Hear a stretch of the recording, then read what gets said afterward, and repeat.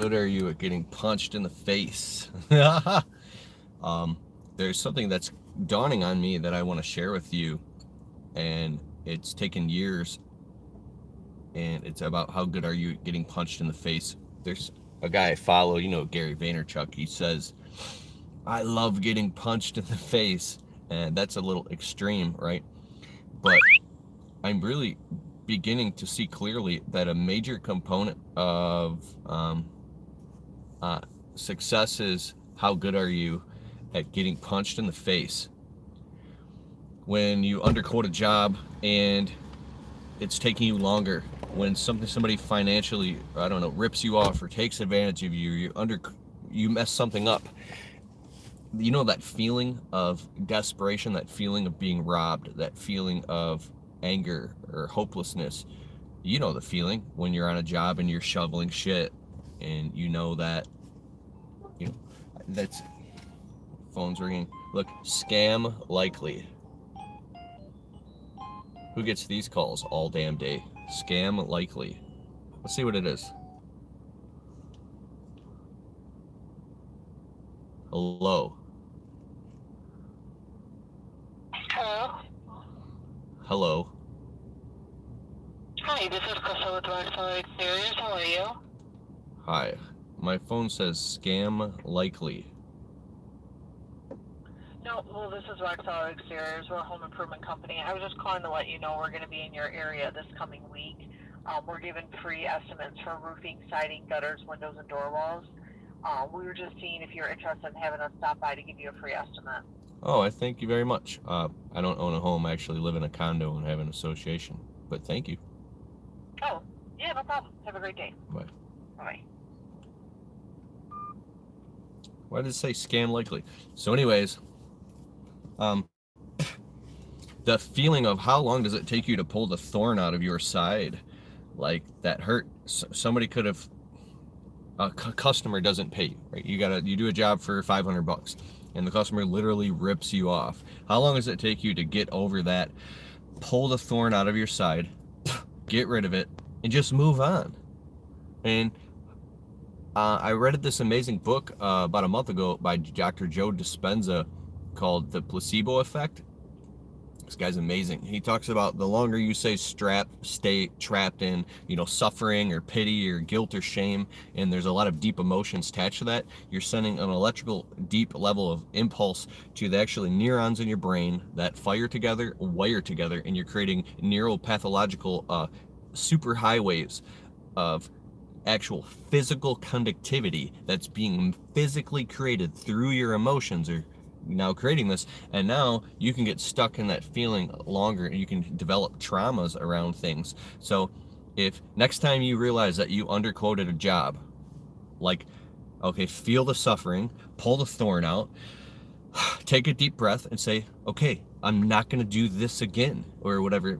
That we all make mistakes over and over and over. I'm just saying, get on with it and just bust your ass and get that damn job done. Get out of the emotional negativity, that aspect, and just get on to the next job and go make money. Do you know anybody who's calling me now? Another scam likely. Whose phone here rings at least 50 times a day? It's annoying. And aside from that, we get these calls say, yes, how much you give me best deal? Your best deal?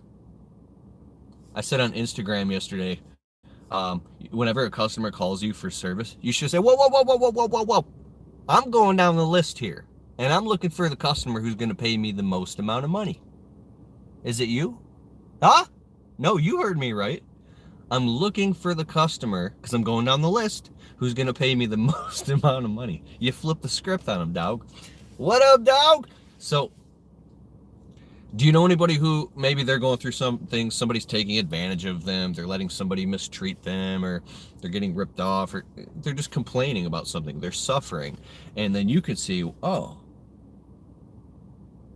well, just stop doing that, or just put your foot down, or just draw your line in the sand with that person. Like, you can see it so clearly when it's somebody else's bullshit.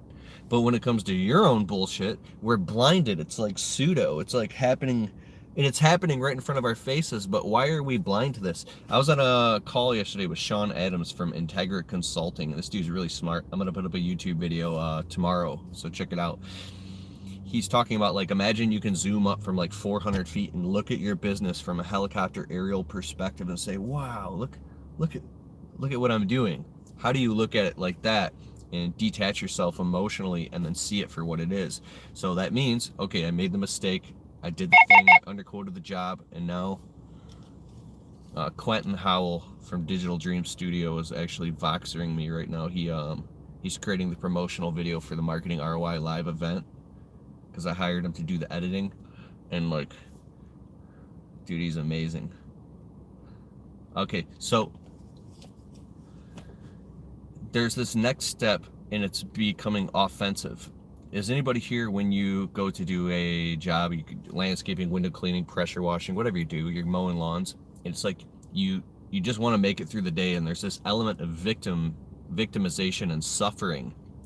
Like, you're just trying to suffer your way through this, and you can get so locked up in anxiety that you're moving slow like a turtle, and you're just suffering through the day. I think the next step is, a buddy told me, he's a really successful friend, he said when he was a kid, he did something bad and he was going to get an ass whooping, and his dad asked him, do you want your ass whooping now or do you want it later? And he said later. He spent the whole day suffering, dreading that ass whooping. So then he learned very quickly, I want my ass whooping right now. So get it over, let's get this over with. So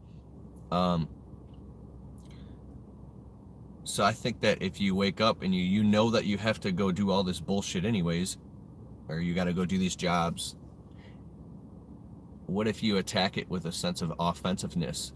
Like, any amount of victim, you just squeeze it out the sides. Phone's ringing again. It's a customer, but I'm not going to pick it up just for you. I would pick it up live, but that's against the law. They don't know they're being recorded. So for instance, we have 3 window cleaning jobs today and then 1 other small job.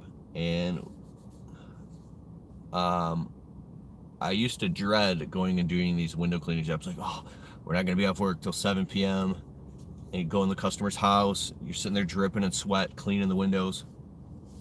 And now I'm learning something specific. Stanley Genetic taught me this. I said, Stan, you've been through so much things in business. Like, you've made millions of dollars, you've lost money, you've been through crazy turbulence. If you know Stanley Genetic, this guy's been through he's been through our worst nightmares. The things that you were afraid of happening in your business, he's been through it all. Like, horrifying shit. He said, well, one thing I know for sure is that no matter what I've been through or no matter how bad it was, I always woke up the next morning. And I was fine. I was still there. And somehow I always made it through. And I'm here right now. So I've learned over all these years that no matter what has happened, and no matter what happens now, I'm always going to make it. And I'm always going to wake up the next morning. It's not that bad. But we dramify it. We dramatically dramify it in our heads and attach it to our emotions. And then we live in this type of nightmare state where we feel like our life is a dreadful nightmare sometimes. So when we're going through that, we overpolarize. It's like a psychological ego term, and we believe that that's all that exists. In that moment, we believe that that's all that exists. You ever get in a fight with, not a fight, an argument with someone you love? It could be anything, your mom, your dad, your brother, sister, your own wife. And while you're going through that, it feels like that's all that exists, nothing else. And then, but if you could step out of that and go meta and say, wait a second, this is just happening in the moment. We've been through this before and we will get over it. Then I think that it makes you not less afraid of confrontation as well. All these dots will start connecting faster and faster and faster. Is anybody here afraid of confronting people? You're afraid of confrontation. You're afraid of telling somebody when they're doing something wrong. You're afraid to stand up to people. Anybody even in your own family, you want to tell them to maybe stop calling you and dumping all their problems on you? How do you face that situation directly? And it's amazing how the psychology and our emotions are rooted directly to our survival instincts and mechanisms for survival and reproduction. And it's so deeply rooted in our brainstem that this fight or flight thing happens and takes off, and then it makes us go into this completely counterproductive state. And that's the sympathetic nervous system. That's the thing that fires. What's up, dog? Go dog 47 Chem, Mr. KLC. What's up, Andres Gonzalez? BHO DTN Professional Cleaning. Angela Carlton. What's up? So it's building new neural pathways in your brain intentionally that are aware neural pathways. So it's a state of awareness that's like you come up above the water, and now you can start to see, whoa, there's this whole thing that I've been in. These programs have been running and manipulating me like a fucking puppet, and I've been going through all this unnecessary suffering all these years, because when something happens externally, we make an identity meaning out of it, and we start running a story about what it means. Oh, this thing happened to me, I underquoted a job, and now I'm creating a story that means my business sucks, my life sucks, I'm gonna end up a loser, I'm gonna be trapped in this thing. Like, you might be going through that, right? And then when you're in that state of every minute that goes by, you're thinking about that, or every hour, you're pissing away all this time that you could be productive, working out of it, and then learning from it to create some type of strategy to move forward. And then if you can get a hold of that, then you can actually build your own strategy that works for you, so you can start progressively charging forward. There's something called a stable datum. I've talked about this before, and I want to talk about it again. So in the etheric quantum field, that's all around it. It's like a liquid primordial soup, okay? This is the environment that we live in. We're just like this, rocking along. And if we wait for the perfect time to pull the trigger and do something, like we're waiting for the astrology or the planets to align, and all that stuff is probably, real. And timing is very important. But if we don't charge forward and take action and just start pulling the trigger, even if we don't have all the information, it might not ever happen, or it might take way too damn long. And I learned something. So you know how when a tornado starts, it gets bigger and bigger, like a hurricane? When you actually make a polarized move, you charge forward and you start pulling the trigger and making decisions, you become a magnet in this quantum etheric field, and then it'll start to create momentum, and then the quantum etheric field will start revolving around your decisions, but you have to be the fucking catalyst. You choose, and you are the catalyst. Like, I had this buddy, Chris Taylor, he's in real estate, real successful guy, I love him, he's great. I put him in, he was in a video before, but he says, we're always looking for something to set us on fire. Like, man, I wish, and I've prayed before. You ever prayed like, man, I'm going through a lull, I just want something to come into my life, right? Either something new is going to come into your life, or something new is going to come out of you. And when that something new comes out of you, maybe you're sick of, you've learned so much about the thing, you've got all the theory, and now it's time, you're gonna fucking vomit pure execution. You have no other choice now. You can't learn any more about it. You've inhaled all you can, and now like breath, it's so natural for you to go into a state of pure execution, into a season of pure execution. When you execute and you create that stable datum, right? Everything revolves around it. You could call it masculine, feminine consciousness. Masculinity it's the staff, it's this, and the feminine is everything that is light. When you make that decision and you gain momentum, now it'll start to revolve around your decision. It starts to work, and now it becomes a thing. Now it has momentum. But if you track it all the way back, it was to your decision to put a stake in the ground in the middle of the storm. You know what I'm saying? It's never going to stop. The storms are going to come. There will be a sunny day. There will be a stormy day. There will be a cloudy day. But no matter what, if we decide to take it to, cotton candy. You ever seen cotton candy get made at like the carnival? You ever see they put the thing in, then the cotton candy, I don't know how it works, but it starts literally generating around it.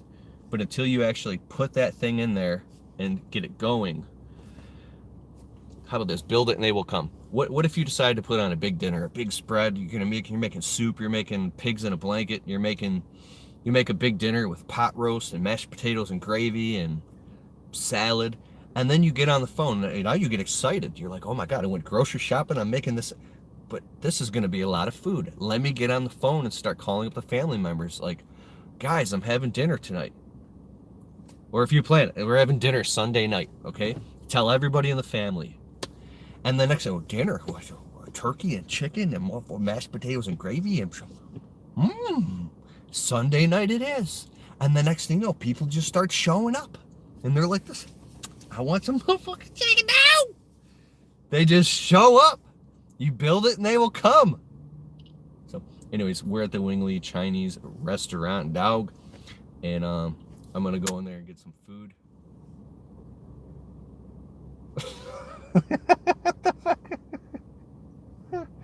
Oh shit. All right, I'm out of here.